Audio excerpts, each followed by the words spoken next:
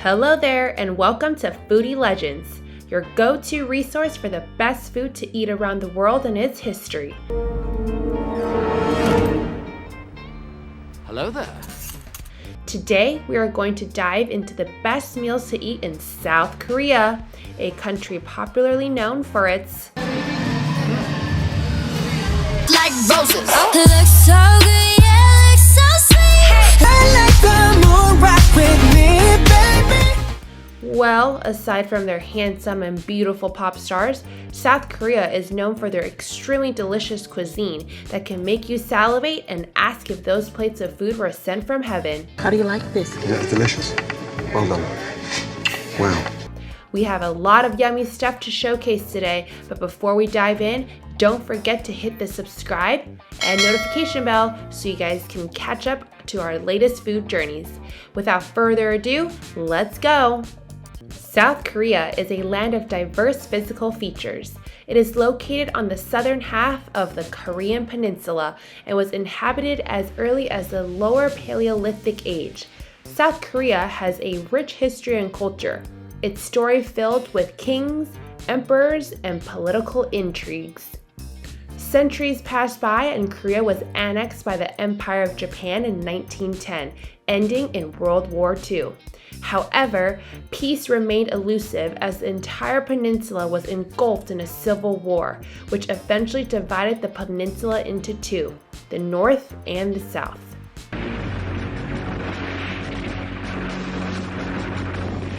Until today, the two Koreas are living in a truce, with various attempts to reunify the two countries sprouting here and there over the past years. The capital city of South Korea is Seoul, its largest metropolis. As of 2020, Seoul has a population of 9.9 million people and is considered a global city, an essential channel of the world economy. Because of this, Seoul has a very active life, especially during the nights after the workers are done with their day duty. Drinking is a significant part of South Korean culture. Drinking creates ties among family and friends and an integral part of their socialization. It also becomes a part of establishing bonds in workplaces, and evenings in Seoul are filled with employees wearing their neckties loosely, just enjoying their off-duty hours after a hard day of working. A lot of these drinking parties could last all night, and after the soju bottles are empty, people are going to look for food that can help ease up their hangovers. Seoul had a lot of street food stalls that catered to these customers. However, the COVID-19 pandemic significantly reduced the numbers of these stalls. You should have gone for the head. The return of nightlife in Seoul is slowly coming back, and people can once again enjoy the delicious Seoul delicacies to cure their hangover. We say, 잘 먹겠습니다. Coming in at number 1 on our list is Haejang-Guk. It is one of the most popular meals to eat in Seoul after a night of drinking. Haejang-Guk literally means hangover soup, a cure that will chase your hangover away.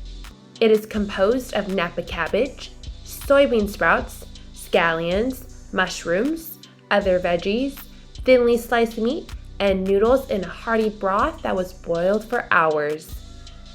They use the bony parts of the pig or ox to create this wonderful broth. After getting the premium cuts of meat, Korean cooks don't want to waste these parts of the animal, so they boil it until the bone imparts a nice flavor with the soup. Its meat super tender and deep in flavor, complemented by various herbs and spices. The soup of Haejang-Guk, along with its refreshing vegetables, provides the weary drinker a comforting warmth to the stomach, clearing the mind and soul. Haejang-Guk's origins can be traced back to the late Joseon period, where this soup was referenced in paintings and documents. It is said that it was not only the poor that consumed it, but it found its way to the banquets of the rich, delivered in earthen pots. That's a long history of eating and drinking, isn't it? For the number 2 dish on our list, let's go for something spicy. Coming in at number 2 is Jjampong, a spicy noodle soup. South Korea has many bodies of water, even inland. These are filled with various types of fishes and seafood, finding their way to Seoul. Jjampong is composed of noodles, onions, garlic, Korean zucchini, carrots, cabbages, squid, mussels, and pork. What gives jjampong its distinct red color is its seafood or pork broth flavored with gochugaru, also known as Korean hot peppers. It gives the soup a sharp seafood taste, highlighted with fiery chili notes that can awaken your drunken self. Jjampong has a somewhat diverse origin story. The dish itself was derived from the Chinese Shandong style chow ma mian. Its name was derived from Jjampong, a Japanese Chinese cuisine dish that originated from the Fujian style mian mian. There are also variants of jjampong, and you can actually add other types of seafood and vegetables. As long as it is red, spicy, and can remedy your hangover, just sip the soup and enjoy. Yeah, boy. Yeah, boy. Coming in at number 3 on our list is Seonji Haejang-Guk. Soup is literally the universal answer to treating hangovers. We already have soups in the first 2 dishes of our list, and this one is no exception. Seonji Haejang-Guk is a variant of the base Haejang-Guk, but in this dish, there is a special ingredient: coagulated ox blood. Oh no! Anyway, last week... Yes, it may sound bizarre and gross, but it's not. No, really, it's actually really good.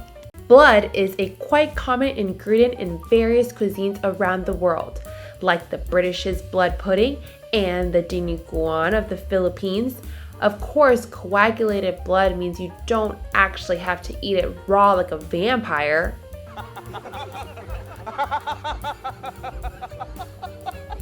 Seonji Haejang-Guk is a deep flavored soup, and its coagulated blood cubes have a mildly iron-like flavor that pairs well with the broth. It is seasoned with doenjang or soybean paste and has a large serving of cabbage leaves, beef, tripe, onions, and turnips. This bowl of soup will surely make you sweat the soju out of your system. Do you want a little thrill when curing your hangover? Seoul has the answer for you.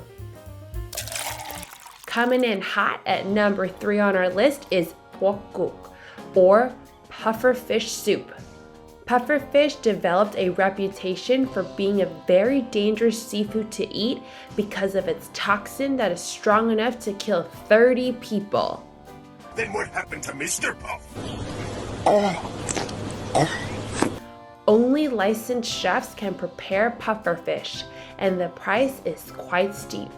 If you are willing enough to take a risk, then Bok-Guk is the one for you. It can be served as a spicy soup or jiri, non-spicy and clear soup. This soup contains water, celery, bean sprouts, and daikon radish. Would you like to try your luck? Proceed with caution. Are you craving for some fried food to lighten up your hangover? As it turns out, Seoul is a melting pot for different food cultures. Coming in at number 5 on our list is the Korean fried chicken, simply known as chicken. The art of frying is an ancient craft, and it is not an unknown style of cooking in ancient Korea. Frying chicken was already known as a form of cooking in the 15th century, dating back to the Goryeo dynasty. In the early Joseon dynasty, fried chicken was simply a recipe of, well, chicken that was fried and served with a special glaze made with soy sauce and vinegar. However, the classical look of the crispy chicken will not be known to Korea until the 1950s. It was a time when the United States military introduced the finger-licking yeehaw chicken recipe that screams, America! Before that, Korean-style chicken is still steamed or boiled. By the time of the Korean War, oven-roasted whole chicken became the trend in Korean cities. By the 1970s, cooking oil was generally introduced to South Korea, and the art of deep frying became a general part of Korean culinary cuisine. While the classic American chicken has the crispy and golden brown coat that hides the juicy meat, the Koreans added their own traditional flair to it. Years passed and food stalls started serving fried chicken coated with gochujang, soy sauce glaze, sprinkled with sesame seeds, garlic honey, and much more. Although not necessarily healthy, it tastes really good to pair soju with some glazed fried chicken that was deep fried in oil. A true symbol of cultural and culinary fashion. Coming in at number 6 on our list is not a soup dish, but a grilled one. Oh my god! Wow! Gopchang is the small intestines of cattle, or the big intestines of a pig. What? This may sound quite weird to foreigners, but offal is a common ingredient of the Seoul culinary scene.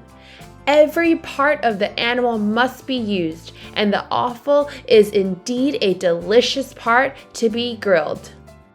Boiled first in a pot to cook the flesh and clean the insides, gopchang is then grilled, often marinated with herbs and spices and various sauces. Gopchang is rich in iron and vitamins, which is good for those with weak constitution. Its greasy and chewy texture is the reason why gopchang is a beloved food in the Seoul drinking scene, because it cuts through the alcohol.